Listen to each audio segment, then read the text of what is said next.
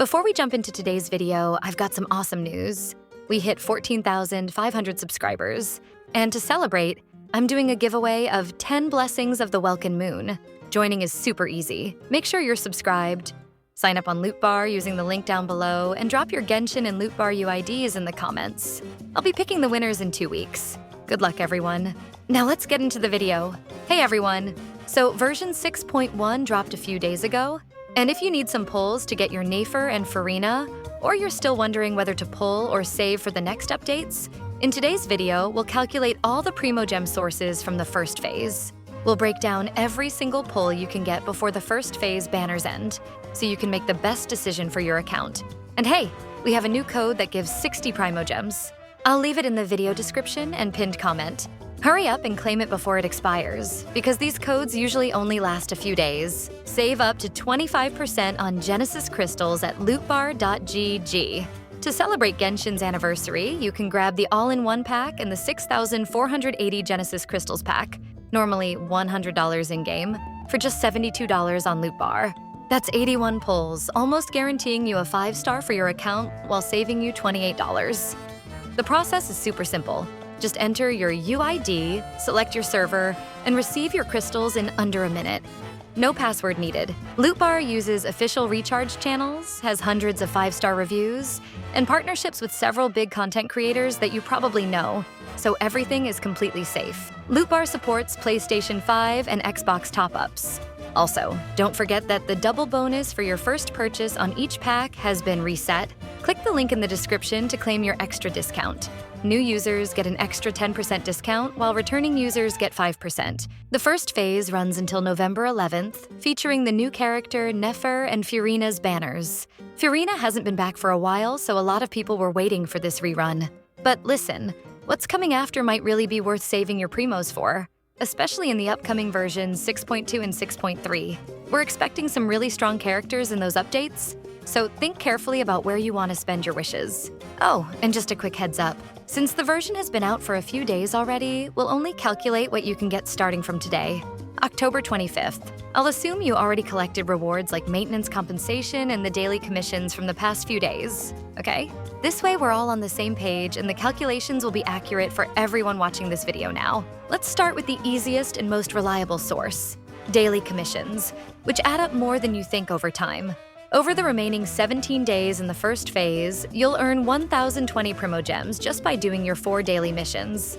That's 60 primos per day. And honestly, this is the foundation of every free-to-play account's primo stash. If you're saving for a specific character, you absolutely can't skip dailies, especially if you still have some time to gather resources. It might seem like a small amount each day, but it really adds up when you're consistent with it. The new archon quest in nod-krai is pretty generous this time around. You'll get 650 primogems plus 2 bonus intertwined fates, which adds another 320 primogems in value. That's close to 970 primogems total just from playing through the story. Events are where things get interesting, as they're the fastest primogem source and one of the biggest too. The main event for version 6.1 starts on November 7th and should give you around 1,000 primogems when you complete the whole event, including all its stages and challenges. Plus, there's another smaller event adding 420 more primogems to your collection. Adding it all up, that's 1,420 primogems from events alone during this first phase. These events usually involve minigames and a bit of story content, and they're designed to be accessible for most players. So don't worry too much about the difficulty. As usual, we'll also have the endgame modes for those of you who like challenging content. During the first phase, there's only one Imaginarium Theater reset on November 1st. If you complete all stages, including the new lunar difficulty level, you can secure another 1,000 primogems, which is a pretty good amount for a single mode. The Imaginarium Theater has become one of the most rewarding endgame activities, so it's definitely worth putting in the effort if you have the roster for it.